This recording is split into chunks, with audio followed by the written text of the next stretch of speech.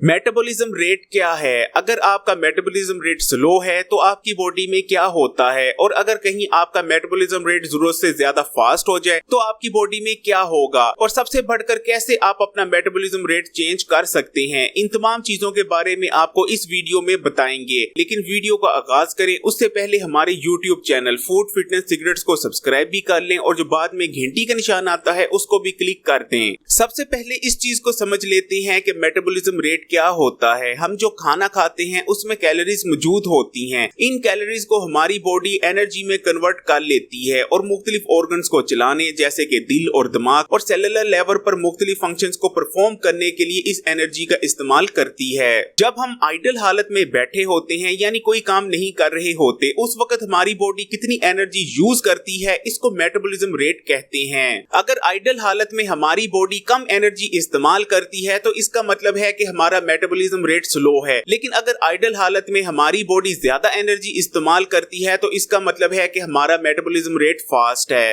लेकिन अगर हमारी बॉडी आइडल हालत में ना तो कम एनर्जी इस्तेमाल करती है और ना ही बहुत ज्यादा बल्कि इन बिटवीन एनर्जी इस्तेमाल करती है तो इसका मतलब है कि हमारा मेटाबॉलिज्म रेट इन बिटवीन है। यानी आपके मेटाबॉलिज्म रेट के 3 लेवल हो सकते हैं, या तो वो फास्ट हो सकता है, या फिर वो स्लो हो सकता है, या फिर इन बिटवीन। सबसे पहले फास्ट मेटाबॉलिज्म रेट की बात कर लेते हैं। अगर आपका मेटाबॉलिज्म रेट फास्ट है इसका मतलब ये है कि खाए गए खाने से आपको जो भी कैलोरीज मिलती हैं उन तमाम कैलोरीज को आपकी बॉडी इस्तेमाल कर लेती है, जिसकी वजह से ऐसे तमाम लोग जिनका मेटाबॉलिज्म रेट फास्ट होता है वो वेट गेन नहीं कर पाते और आमतौर पर ऐसे लोग अंडरवेट नजर आते हैं, यानी उनका वेट नॉर्मल से कम होता है। अगर आप अंडरवेट हैं और अच्छी डाइट लेने के बावजूद भी आप अपना वेट गेन नहीं कर पा रहे तो 90% चांसेस यही हैं कि आपका मेटाबॉलिज्म रेट फास्ट है। फास्ट मेटाबॉलिज्म रेट को कभी भी स्लो करने की कोशिश नहीं करनी चाहिए। लेकिन अगर आप अपना वेट गेन करना चाहते हैं तो उसका तरीकाकार ये है। फर्ज करें आपकी डेली की कैलोरीज की रिक्वायरमेंट 2000 कैलोरीज हैं, तो आपने क्या करना है, आपने 2000 की बजाय 2800 कैलोरीज लेना स्टार्ट कर देना है। लेकिन आपने ये तमाम कैलोरीज कार्बोहाइड्रेट्स के जरिए नहीं लेनी, यानी आपने सिर्फ रोटी और चावल की मिकदार अपनी खुराक में नहीं बढ़ा देनी, बल्कि आपने ये कैलोरीज प्रोटीन और कार्बोहाइड्रेट दोनों को बढ़ाकर लेनी है। यानी आपने अपनी डाइट में रोटी और चावल तो बढ़ाने ही हैं, लेकिन साथ में ऐसी चीजें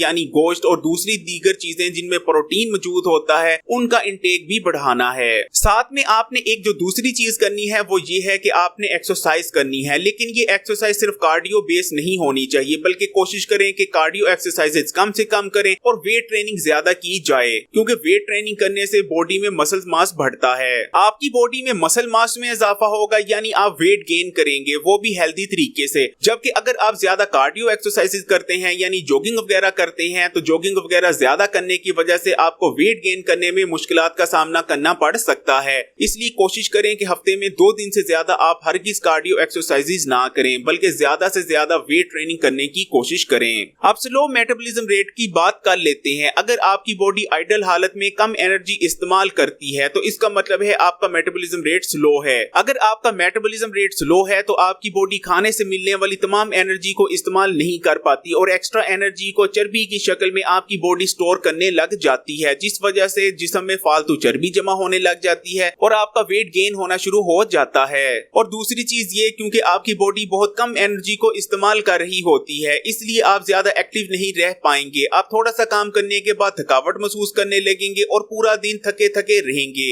स्लो पड़ गए मेटाबॉलिज्म रेट को फास्ट करना बेइंतहा जरूरी हो जाता है, क्योंकि अगर आपका मेटाबॉलिज्म रेट स्लो है तो ना सिर्फ आप मोटापे के शिकार हो जाएंगे, आप टाइप 2 डायबिटीज के शिकार हो सकते हैं, बल्कि आप ज्यादा एक्टिव नहीं रहेंगे, आपकी बॉडी में ज्यादा एनर्जी नहीं रहेगी और आप जिंदगी में आगे नहीं बढ़ पाएंगे।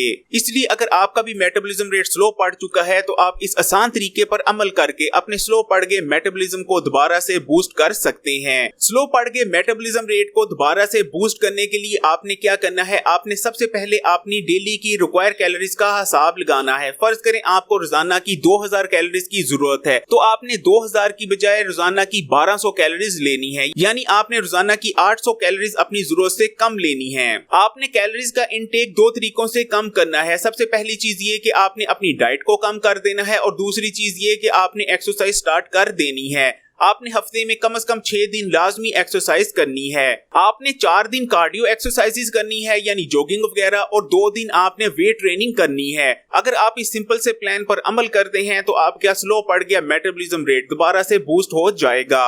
ना तो स्लो मेटाबॉलिज्म रेट अच्छा है और ना ही ज्यादा फास्ट मेटाबॉलिज्म रेट अच्छा है, बल्कि इन बिटवीन मेटाबॉलिज्म रेट सबसे बेहतरीन रहता है। और आमतौर पर जब हम ये कहते हैं कि हमें अपने मेटाबॉलिज्म रेट को फास्ट करना है तो उसका यही मतलब होता है कि हमें अपने मेटाबॉलिज्म रेट को इन बिटवीन करना है, क्योंकि अगर आपका मेटाबॉलिज्म रेट बहुत तेज है तो आप अंडरवेट हो जाएंगे और आपको वेट गेन करने में मुश्किलात का सामना करना पड़ेगा। और अगर आपका मेटाबॉलिज्म रेट बहुत स्लो है तो आप ओवरवेट हो जाएंगे और आपको वजन कम करना मुश्किल हो जाएगा। आप देख रहे थे फूड फिटनेस सीक्रेट्स। अगर ये वीडियो आपको अच्छी लगी तो इस वीडियो को लाइक करें और दोस्तों के साथ शेयर भी करें, और हमारे चैनल को सब्सक्राइब करके नोटिफिकेशन यानी बेल आइकॉन को भी क्लिक कर दें।